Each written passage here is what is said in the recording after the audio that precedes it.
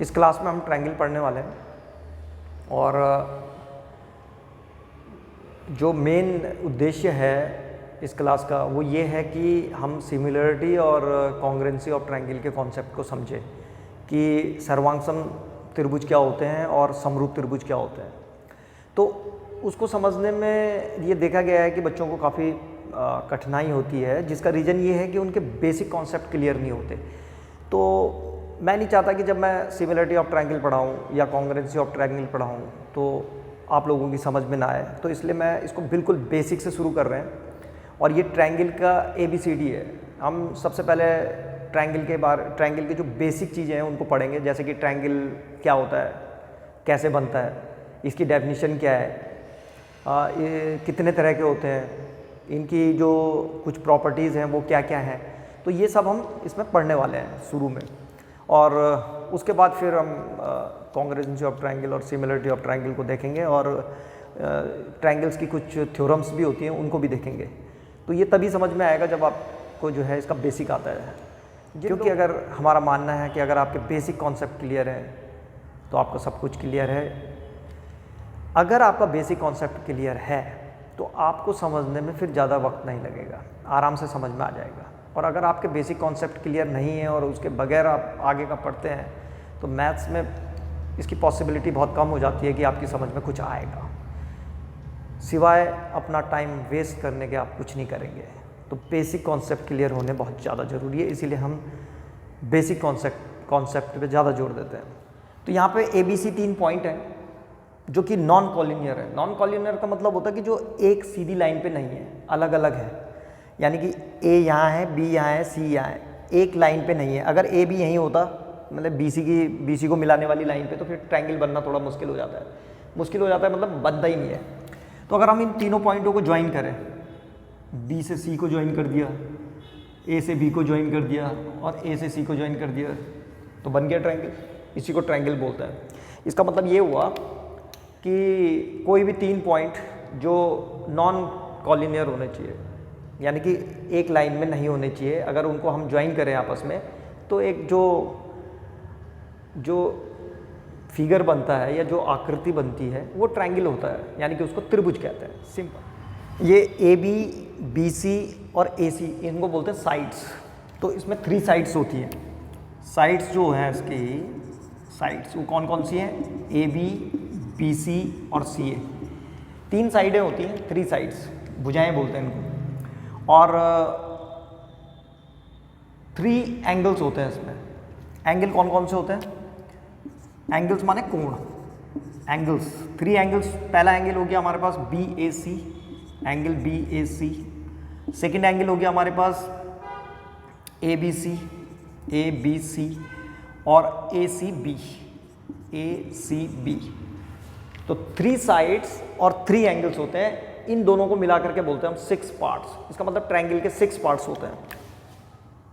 6 parts triangle के 6 parts होते हैं, 3 साइड्स एंड 3 एंगल्स। 3 साइड्स और 3 एंगल्स होते हैं, तो कुल मिला के 6 पार्ट्स होते हैं जिनसे कि ट्रायंगल मिलकर के बना होता है। इसके अलावा ये जो पॉइंट A होता है और ये जो पॉइंट B होता है और ये जो पॉइंट C होता है, इनको बोलते हैं वर्टेक्स। क्या बोलते हैं? वर्टेक्स। तो इसमें 3 वर्टिसेस भी होते हैं, यहाँ पे लिख देते हैं वर्टिसेस को जो है हिंदी में बोलते हैं शीर्ष। तो 3 वर्टेक्स होते हैं इसके, A, B, C, जिनको ज्वाइन करके ये ट्रायंगल बना हुआ था। तो सब चीज़ इसमें 3 ही होती है। 3 साइड्स, 3 एंगल्स, 3 वर्टिसेस, नाम ही उसका ट्रायंगल है। ठीक है। तो 3 भुजाएं होती हैं, 3 कोण होते हैं और 3 शीर्ष होते हैं। ठीक है। 3 साइड्स, 3 एंगल्स एंड 3 वर्टिसेस। ये ध्यान रखना है हमको कि एंगल्स क्या होते हैं, साइड्स क्या होती हैं और वर्टिसेस क्या होती हैं।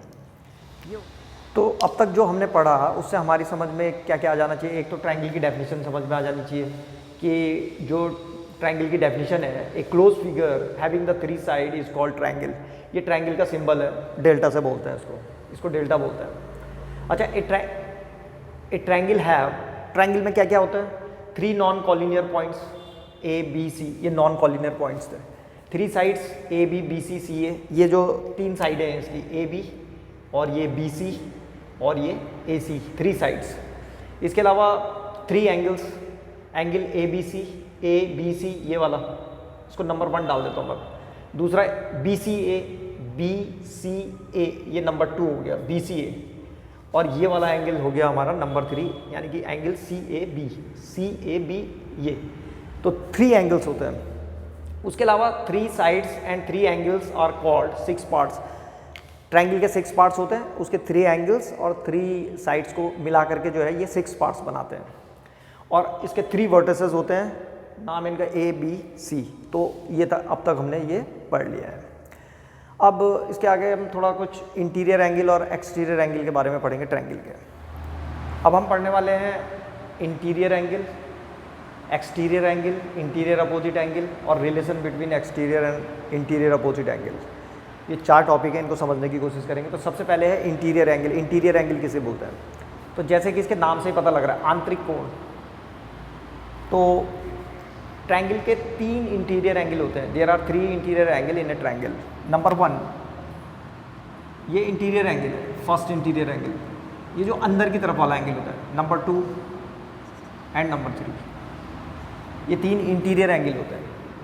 और ऐसे ही जो है 3 एक्सटीरियर एंगल होते हैं। एक्सटीरियर एंगल कैसे करके बनते हैं? किसी भी साइड को बढ़ाओ, जैसे मैं यहाँ पे अगर इस वाली BC को इस साइड ऐसे करके बढ़ा दिया, यहाँ मान लीजिए ये CB और यहाँ पे नाम दे दिया इसको D, तो ये वाला जो एंगल होता है ये एक्सटीरियर एंगल है। इस एंगल को बोलते हैं एक्सटीरियर एंगल। Exterior angle. कितने एक्सटीरियर एंगल बनाए जा सकते हैं किसी ट्रायंगल में? तो जैसे BC को तो मैं बढ़ा चुका हूँ, ऐसे ही मैं जो है इसको भी बढ़ा सकता था, BA को। तो BA को इस साइड बढ़ाएंगे, इसको ऐसे करके आगे, तो एक एक्सटीरियर एंगल और बन गया ये वाला। ये एक दूसरा, ये पहला एक्सटीरियर एंगल है, ये दूसरा एक्सटीरियर एंगल है। ऐसे ही इस साइड को भी बढ़ा चुके हम। अब बची AC। अगर हम AC को भी AC को यहाँ से अगर हम बढ़ाएंगे ऐसे करके आगे की तरफ, तो ये वाला एक्सटीरियर एंगल बनेगा, ये 3rd एक्सटीरियर एंगल है। तो ये एक्सटीरियर एंगल है, एक्सटीरियर एंगल, और ये भी एक्सटीरियर एंगल है, एक्सटीरियर एंगल। तो इस तरीके से 3 इंटीरियर और 3 एक्सटीरियर एंगल होते हैं। एक बार मैं फिर से बता देता हूँ कि किस तरीके से इंटीरियर एंगल तो बहुत आसान होता है, थोड़ा एक्सटीरियर एंगल में प्रॉब्लम होती है। तो यहाँ पे एक और डायग्राम बनाते हैं। ये सिंपल सा ट्रायंगल है, इसको PQR नाम दे देते हैं। तो ये अंदर के तो इंटीरियर एंगल हो गए, इंटीरियर एंगल में तो कोई प्रॉब्लम नहीं होती। एक्सटीरियर एंगल में जैसे हमने QR को मैंने बढ़ा दिया, ये जो QR साइड थी इसको जब हमने आगे की तरफ बढ़ाया तो ये एक्सटीरियर एंगल होता है। तो ये QR साइड अब बढ़ चुकी है। अब हम अगर इसको PR को बढ़ाएंगे आगे की तरफ ऐसे करके, तो ये ऐसे करके इधर की तरफ बना एक्सटीरियर एंगल। ऐसे ही जब हम इस वाली साइड को इंक्रीज़ करेंगे ऐसे, तो इस साइड की तरफ बनेगा, तो ये फिर से एक्सटीरियर एंगल बन गया। थोड़ा प्रैक्टिस करोगे तो आ जाएगा समझ में। अब इसमें जो मेन चीज़ है वो क्या है कि जो सम ऑफ इंटीरियर एंगल होता है, सम ऑफ इंटीरियर एंगल वो तो होता है 180 डिग्री, और जो सम ऑफ एक्सटीरियर एंगल होता है वो होता है 360 डिग्री। तो ये थ्योरम है, यहाँ पे मैंने थोड़ा आप लोगों की जानकारी के लिए बता दिया। इसको हम बाद में भी पढ़ेंगे, बाद में थ्योरम है, इनको प्रूफ भी करा जाता है। तो इस समय थोड़ा जानकारी मालूम होना चाहिए कि sum of interior angle of a triangle is 180 degree and sum of exterior angle of a triangle is 360 degree. अब हम देखेंगे इंटीरियर अपोजिट एंगल क्या होता है। तो इंटीरियर अपोजिट एंगल के लिए सबसे पहले फिर से अगर हम देखें तो ये जो एंगल 3 था, जब इस एंगल की इस साइड को जब हमने आगे इंक्रीज़ करा, किसको? CB को, तो यहाँ पे एक्सटीरियर एंगल बनता है। ये क्या है? Exterior angle. अभी पढ़ा हमने, ये एक्सटीरियर एंगल है, एक्सटीरियर एंगल। तो इस एक्सटीरियर एंगल के इसको छोड़ करके, इस एंगल को छोड़ करके जो 2 एंगल बच रहे हैं, कौन सा? एंगल नंबर 1 और एंगल नंबर 2, इनको बोलते हैं क्या?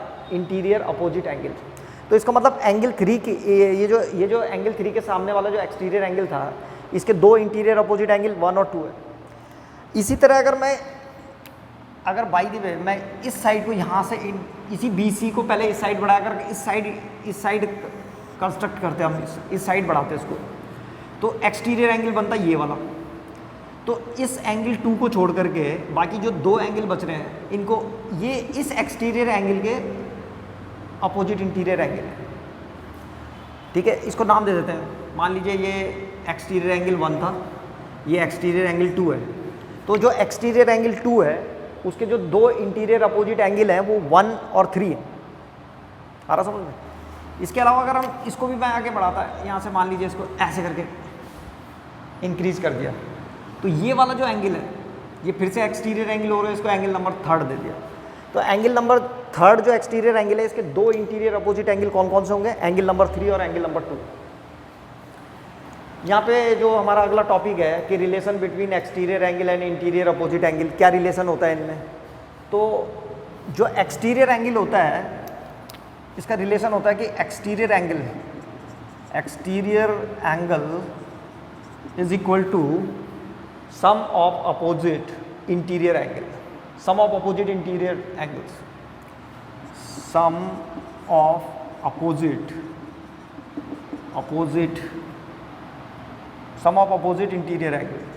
Interior angle, sum of opposite interior angles, ये रिलेशन होता है।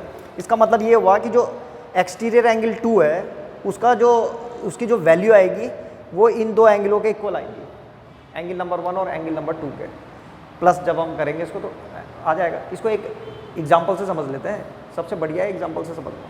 देखो कैसे, यहाँ पे एक ट्रायंगल PQR है, मान लीजिए इसके इंटीरियर एंगल P की वैल्यू 60 डिग्री है और इसकी 70 डिग्री है, और इस वाले की मान लेते हैं इसकी 50 डिग्री है, ठीक है। ये एंगलों की वैल्यू है, ये इंटीरियर एंगल है, इनका सम अगर हम टोटल करेंगे तो 180 आएगा।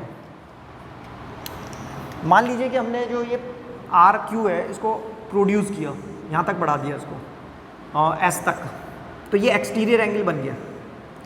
इसको नाम देते हैं एक्सटीरियर एंगल नंबर 1। तो एक्सटीरियर एंगल नंबर 1, ये इसकी वैल्यू हम उससे निकाल सकते हैं। अभी हमने जो पढ़ा था ना, क्या पढ़ा था हमने कि एक्सटीरियर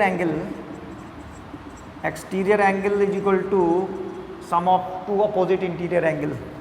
तो इसका मतलब ये हुआ कि जो एक्सटीरियर एंगल 1 है, exterior angle number 1 is equal to, इसका जो टोटल होगा, इसकी जो वैल्यू होगी वो 60 + 50 के इक्वल होगी, 60 + 50, यही थ्योरम थी वो। तो कितना हो जाएगा ये आ जाएगा हमारे पास 110। ऐसे ही अगर हम इस वाली साइड को प्रोड्यूस करें आगे की तरफ, तो ये जो है एक्सटीरियर एंगल नंबर 2 है, तो एक्सटीरियर एंगल नंबर 2 इसकी जो वैल्यू आएगी वो आएगी 70 + 50 के, 70 + 50, तो ये आ जाएगा 120। ऐसे ही ये दूसरी साइड अगर हम इस थर्ड साइड को प्रोड्यूस करें इधर की तरफ, तो ये बन गया हमारे पास एंगल नंबर 3, एक्सटीरियर एंगल 3। तो exterior angle 3 is equal to, ये किसको, इन दोनों के इक्वल होगा, 60 + 70, तो कितना हो रहा है ये 130। तो सारे एक्सटीरियर एंगल निकाल दिए। और अभी मैं कह रहा था ना कि सम ऑफ एक्सटीरियर एंगल कितना होता है 360। तो अगर हम 130, 120 और 110 को ऐड करें तो तुम देखोगे ये इन सबका जो टोटल आएगा तीनों का वो आएगा 360। तो इस क्लास के लास्ट में हम क्लासिफिकेशन ऑफ ट्रायंगल्स को भी देखने वाले हैं। क्लासिफिकेशन ऑफ ट्रायंगल को 2 पार्ट्स में डिवाइड कर सकते हैं हम। एक with regard to their angles, यानी कि एंगल के हिसाब से जो ट्रायंगल होते हैं वो 3 तरह के होते हैं। तो 3 टाइप्स के होते हैं एंगल के बेस पे, और साइड के बेस पे भी जो है हम इसको 4 कैटेगरीज में डिवाइड कर सकते हैं। तो सबसे पहले चलते हैं एंगल के हिसाब एंगल के बेसिस पे जो कैटेगरीज बनाई गई है वो क्या है। तो सबसे पहले एक्यूट एंगल ट्रायंगल, ये ट्रायंगल का सिंबल है, एक्यूट एंगल ट्रायंगल, ये सारे ट्रायंगल के सिंबल है। ट्रायंगल को लिखने की जरूरत नहीं, सीधे ट्रायंगल का साइन बना दो। तो सबसे पहले चलते हैं एक्यूट एंगल ट्रायंगल। तो एक्यूट एंगल ट्रायंगल क्या होता है, एक ट्रायंगल अगर आप लोगों ने एक्यूट एंगल पढ़ा होगा तो एक्यूट एंगल में पढ़ा होगा आपने कि एक्यूट एंगल कौन से होते हैं, जो लेस देन 90 डिग्री होते हैं। तो बस यहीं से इसकी भी डेफिनेशन बनती है कि अगर किसी ट्रायंगल में उसके सारे के सारे एंगल, जितने भी एंगल हैं वो सब 90 से छोटे हैं, यानी कि लेस देन 90 डिग्री, तो उसको हम एक्यूट एंगल ट्रायंगल बोलते हैं। If all angles of a triangles are less than 90 degree then triangle is called acute angle triangle.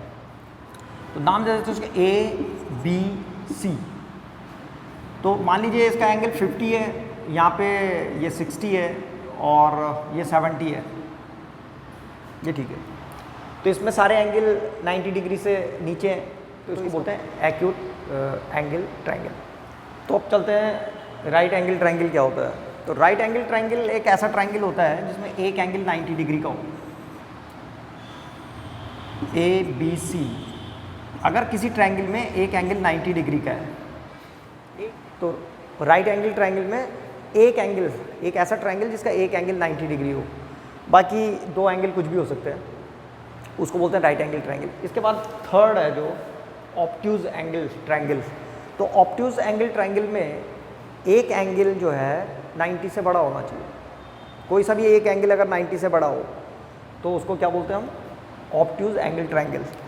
तो अगर मान लीजिए इस ट्रायंगल की जगह में एक दूसरा ट्रायंगल होता है इस तरीके से, ये, और ये वाला होता है 120 डिग्री, तो ये हो गया हमारा क्या, ऑब्ट्यूज ट्रायंगल। तो सिंपल है, एक्यूट एंगल ट्रायंगल में सारे एंगल 90 से छोटे होते हैं, राइट एंगल ट्रायंगल में एक एंगल 90 डिग्री का होता है, और ऑब्ट्यूज एंगल ट्रायंगल में जो है एक एंगल 90 डिग्री से बड़ा होता है।